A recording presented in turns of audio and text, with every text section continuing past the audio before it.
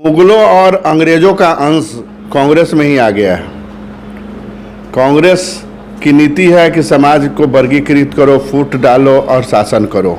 18 से 21 साल का कोई नौजवान अगर सेना में चला जाता है और 4 साल नौकरी करने के बाद स्किल्ड होकर 23 लाख रुपया उसको मिलता है, तो निश्चित रूप से समाज में एक नया पीढ़ी तैयार होगा, देश के लिए एक नया बेंच तैयार होगा। आफ्टर रिटायरमेंट इनको एम्प्लॉयमेंट देने की बात की है। 96.5% लोगों को सरकार ने कहा कि लगभग रोजगार फिर से मिल जाएगा।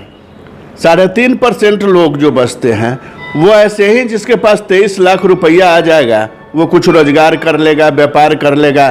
कांग्रेस का प्रदर्शन का कोई मायने नहीं है। कांग्रेस मुक्त भारत हो गई है, कांग्रेस का कोई अस्तित्व भारत में नहीं। मोदी जी इस देश में अवतारी पुरुष और इस देश को, भारत माता को अपने जो पुराने पुष्पक विमान वाले युग के पास ले जाना चाहते हैं, लेकिन कांग्रेसियों के पास कोई मुद्दा नहीं है।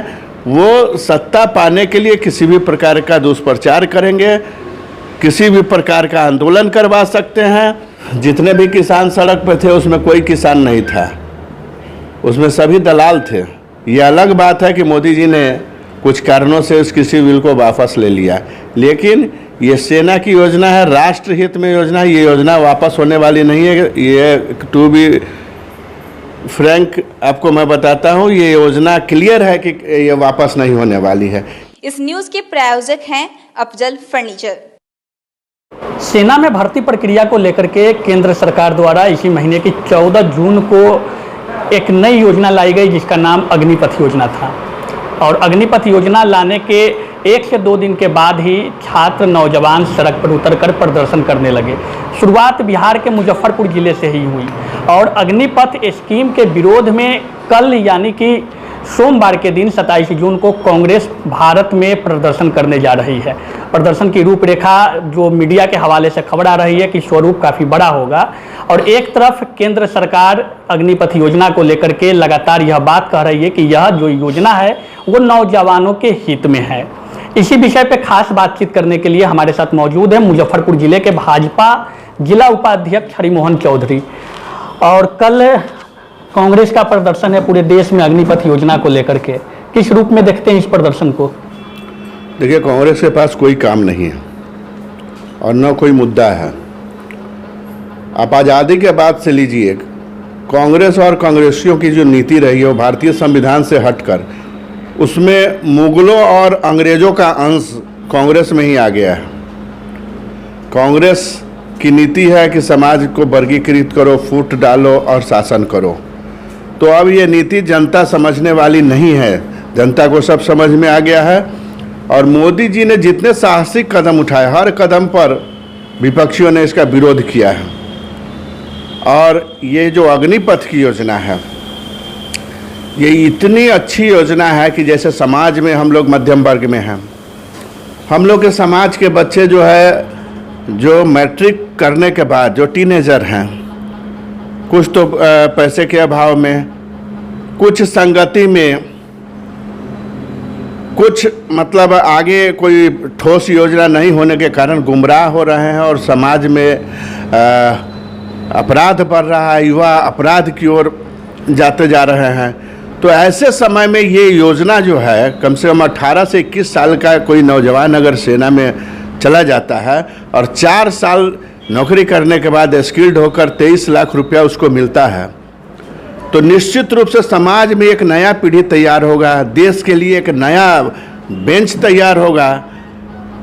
हम लोगों के पास सेना का एक बेंच होगा। आज आप देखते हैं जितने भी विकसित कंट्री हैं वहाँ पर सेना का एक बेंच तैयार है। चाइना में देखिए PLB में 3 साल शामिल होना जरूरी है, अमेरिका में भी 4 साल का पैटर्न है, इजराइल में देखिए, अभी आप यूक्रेन में देखिए। अगर राष्ट्रभक्ति और सेना के ट्रेनिंग का जज्बा अगर देखना है तो वहाँ का एक एक नागरिक ट्रेंड है आर्म्स चलाने में, और अब तक रूस से लड़ रहा है। तो निश्चित रूप से एक हमारा सेना के अलावा एक बेंच तैयार होगा। और इसमें प्रॉब्लम क्या है बताइए? जितने लोगों ने आफ्टर रिटायरमेंट इनको एम्प्लॉयमेंट देने की बात की है, 96.5% लोगों को सरकार ने कहा कि लगभग रोजगार फिर से मिल जाएगा। 3.5% लोग जो बचते हैं वो ऐसे ही जिसके पास 23 लाख रुपया आ जाएगा, वो कुछ रोजगार कर लेगा, व्यापार कर लेगा।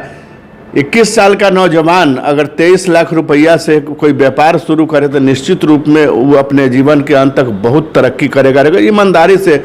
और सेना से लौटने के बाद निश्चित रूप से वो ईमानदारी से अनुशासित होकर व्यापार करेगा। आज पुलिस बल में जो बहाली होती है, तो आप अभी पुलिस वाले को देखिए कितना ढीला ढाला है। बिहार पुलिस देखिए, यूपी पुलिस देखिए, जहाँ का पुलिस देखिए। लेकिन वही 4 साल सेना में स्किल्ड होकर जो नौजवान आएगा, जो अनुशासित होकर नौजवान आएगा, उसका फिजिकल फिटनेस रहेगा, यंग रहेगा, उसको अगर पुलिस बल में बहाली हो तो निश्चित रूप से पुलिस का भी तकदीर बदल जाएगा। बिहार पुलिस, यूपी पुलिस का योगी आदित्यनाथ जी ने घोषणा किया है कि भाई हम उसके सेना जो अग्निवीर है रिटायर होकर आएंगे तो हम उनको पुलिस बल में बहाल करेंगे। कई कंपनियों ने घोषणा किया है। अच्छा, लेकिन आपने कहा कि 18 साल 17 साल की उम्र में जो सेना में जाएंगे, पहले भी यही शायद जो चल रहा था प्रक्रिया, उम्र सीमा जो थी यही थी, और एक लंबे अवधि तक सेना में कार्य करने का अवसर प्राप्त होता था। लेकिन अभी नौकरी करना और 4 साल में रिटायरमेंट हो जाना, आपने कहा कि 23 लाख रुपया सरकार देगी, लेकिन जो लोग सेना में नौकरी करेंगे अग्निवीर के हिसाब से अगर देखें हम तो उनके दिमाग में तो ये चलेगा ना कि आगे हमको क्या तैयारी करना है। तो 4 साल क्या लगता है, वो देशभक्ति का जज्बा उसमें रहेगा या वो अपने आगे भविष्य के लिए तैयारी सोचेंगे? आपको मैंने पहले भी कहा कि इतना सेना में बहाली जितना अब हो सकेगा, अभी जितना मात्रा में ये 4 साल वाले अग्निवीर में बहाली होगा और ये रोटेशन होगा, तो रोटेशन जब होगा, मान लिया सेना में कितना बहाली निकलता था, अभी उसका 10 गुना ज़्यादा बहाली निकलेगा। और 10 गुना लड़के अगर 4 साल ही अनुशासित होकर स्किल्ड होकर लौटते हैं, उसको आगे 96% नौकरी का चांस है। जिस कंपनी में जाएगा उसको प्राथमिकता मिलेगा।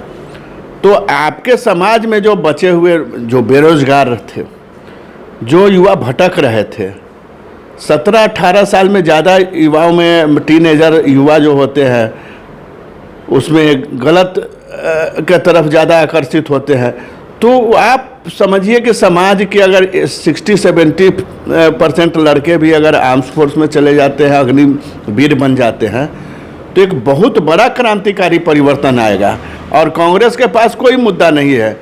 मोदी जी इस देश में अवतारी पुरुष और इस देश को, भारत माता को अपने जो पुराने पुष्पक विमान वाले युग के पास ले जाना चाहते हैं। लेकिन कांग्रेसियों के पास कोई मुद्दा नहीं है। वो सत्ता पाने के लिए किसी भी प्रकार का दुष्प्रचार करेंगे, किसी भी प्रकार का आंदोलन करवा सकते हैं। आप ये बताइए, जहाँ जहाँ ट्रेनें फूकी गई हैं, जहाँ जहाँ ये किसकी संपत्ति है, उसमें भारतीय जनता पार्टी के कोई कार्यकर्ता आपको नहीं नजर आए होंगे। अभी क्या भारतीय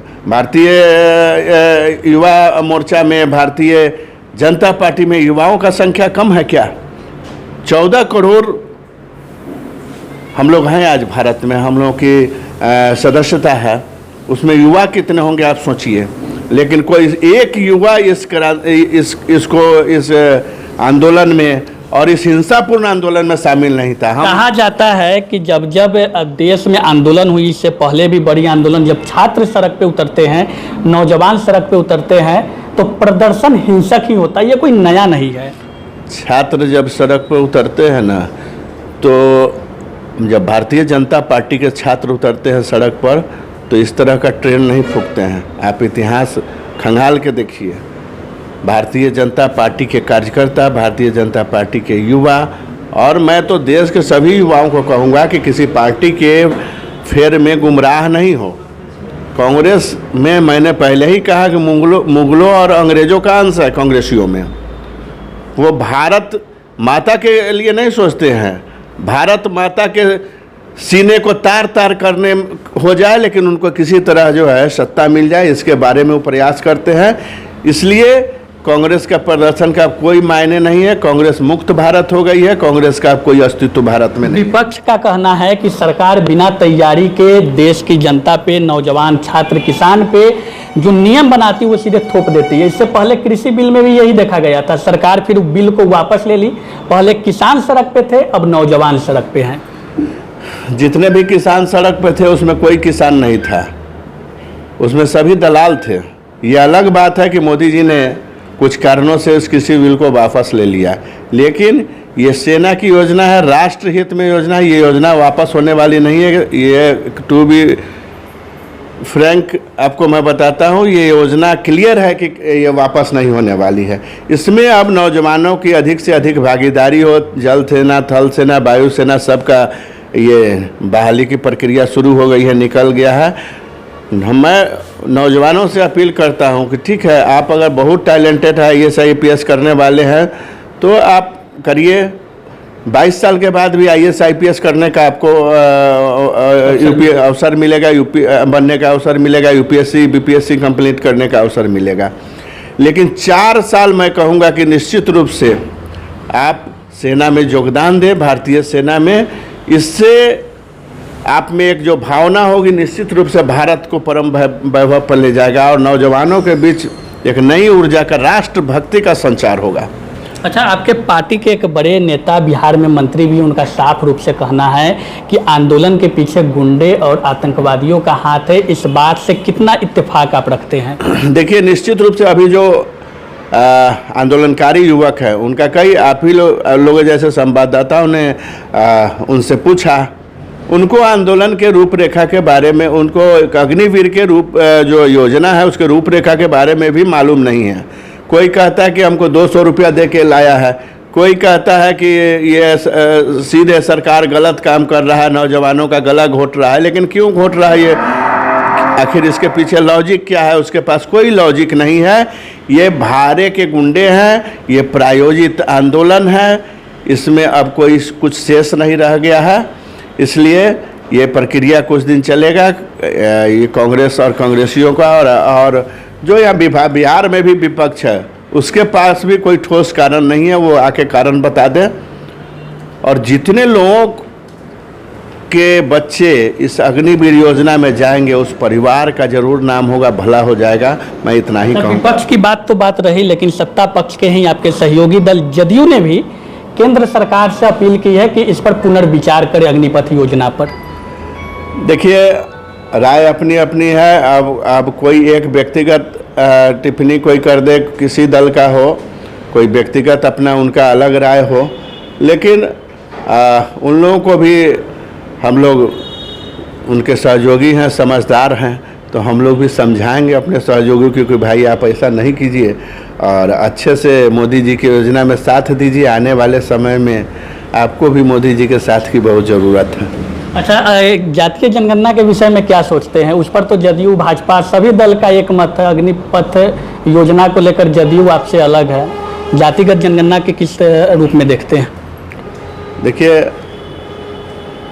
मेरे से पूछिएगा तो मैं तो सीधा हिंदू जाति में विश्वास रखता हूँ। मैं तो इसका घोर विरोधी हूँ।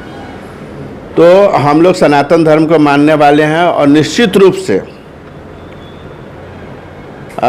जो सनातन धर्म को मानने वाले हैं उनको जाति पाति से ऊपर उठकर और एक सनातन समाज की कल्पना करनी चाहिए। नहीं तो 2036 में, ये एक आंकड़ा है, 2036 में ये जो शांति दूत हैं इनकी संख्या 39% हो जाएगी।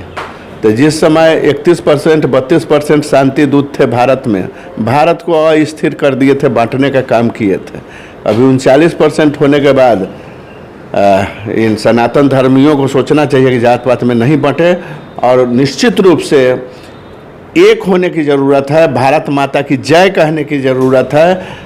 अगर आप एकीकृत होकर जनसंख्या नियंत्रण कानून लाने की ज़रूरत है तो जनसंख्या नियंत्रण कानून लाने के बाद ही शांति दूतों से मुक्ति मिल सकती है, वरना फिर भारत गुलामी की ओर अग्रसर है। अंतिम प्रश्न, क्या लगता है कांग्रेस का प्रदर्शन कृषि बिल के तरह ही अग्निपथ जो योजना है उसको सरकार वापस ले लेगी। उनके प्रदर्शन को विपक्ष है, बड़ी पार्टी कही जाती है कांग्रेस भारत में।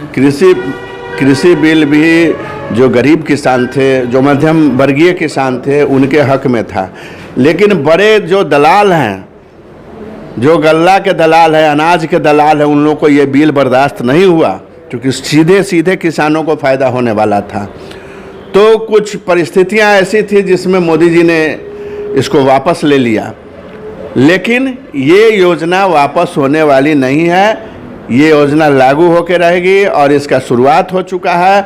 और आने वाले समय में हम सभी को महसूस होगा कि निश्चित रूप से मोदी जी ने एक नए समाज के निर्माण के लिए, एक नए भारतवर्ष के निर्माण के लिए, एक नए सेना के स्ट्रेंथ के निर्माण के लिए इस योजना को लाया है। और हम सभी भारत माता की जय बोलेंगे उस समय। बहुत बहुत धन्यवाद। तो हमारे साथ हरिमोहन चौधरी जी थे, भाजपा जिला के उपाध्यक्ष। अग्निपथ योजना को लेकर के कांग्रेस का प्रदर्शन 27 जून को होना है, इस संबंध में इनसे बातचीत हुई। साफ रूप से इनका कहना है कांग्रेस के प्रदर्शन का कोई असर पड़ने वाला है नहीं, कांग्रेस मुक्त भारत हो चुका है। दूसरी तरफ इन्होंने साफ रूप से कहा कि अग्निपथ योजना नौजवान युवाओं के हित में है। सरकार जो लागू योजना की है वो हर हाल में युवाओं के लिए लागू हो करके रहेगा, चाहे विरोध हो, प्रदर्शन हो, इसका कोई फर्क नहीं पड़ने वाला है। देखना होगा कांग्रेस का एक तरफ प्रदर्शन और युवाओं का जो गुस्सा, जो आक्रोश है, जो सड़क पे दिख रहा है। सरकार आने वाले दिनों में इस फैसले पे क्या टिकती है या कृषि बिल की तरह ही इस योजनाओं को वापस ले लेती है।